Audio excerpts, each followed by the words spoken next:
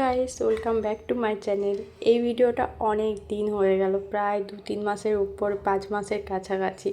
কারণ এটা আমার যখন এক্সাম চলছিল 5th সেমিস্টার তখনকার ভিডিও। আর সেই দিন এক্সাম দিতে সকাল সকাল বেরিয়ে গেছে, প্রচণ্ড ঠান্ডা ছিল। আমার তখন 7:30টার মতন বাজে, কারণ আমার ওইদিকে 9:30টার থেকে এক্সাম। তো আমি বেরিয়ে পড়েছি, এই যে দেখতে পাচ্ছি আমি কলেজেও পৌঁছে গেছি। কলেজে এসে কিছু খেয়ে নিয়ে খাচ্ছিলাম, খাওয়ার পর ভিডিওটা অন করেছিলাম। আর এইদিকে এক্সাম শেষ হয়ে গেছে। আর আজকে ছিল একটা বিশেষ দিন আমার লাইফে, কারণ আজকে ছিল আমাদের 2nd ম্যারেজ অ্যানিভার্সারি। তোমাদের দাদাভাই তো ছুটিতে এসেইছে, এই কারণে।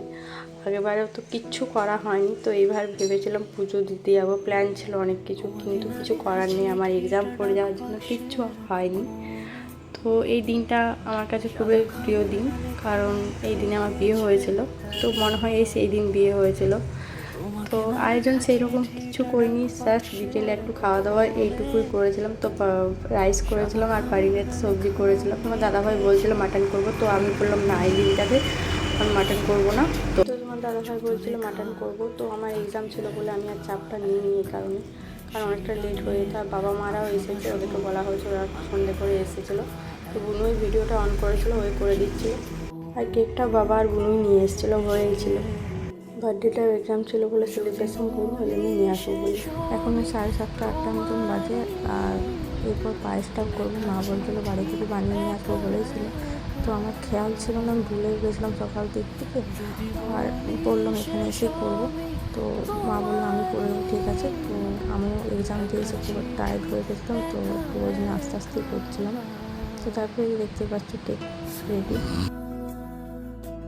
মটর পনিরটা প্রায় হয়ে গেছে, ফ্রাইড রাইসটা তো হয়ে গেছিলো। আর এই যে পুনু আর বাবা এই কেকটা নিয়ে এসেছে, কেমন লাগছে অবশ্যই কমেন্ট করে জানান। তো এখানে কেকটা রেডি করছিলাম। এই যে দেখতে পাচ্ছ কেকটা কেটে নেবো। তো সেদিন যেহেতু শীতকাল ছিল, তখন জানুয়ারি মাস ছিল, তো তখন থেকে আমার ভিডিওটা আপলোড করাই হয়নি। অনেক দিন পর ভিডিও দেখছি চ্যানেলে। তো এদিকে দেখতে পাচ্ছ সোনা দেখছে, ও আসলে ভয় পাচ্ছিলো খুব। তো তারপরে কেক কাটিং হয়ে যাওয়ার পর এদিকে দেখতে পাচ্ছ তোমার দাদাভাই আমাকে সিঁদুরটা পরিয়ে দিও বলছিলো, পরাবো না। তো ওই জন্য হাসছিলো, বললো।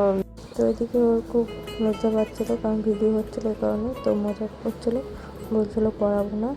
তো তার বলছিলো, হাসি পাচ্ছে, কোনটা দিয়ে পরাবে বুঝতে পারছি না। তো এদিকে দেখো কেমন লাগছে অবশ্যই জানাবো।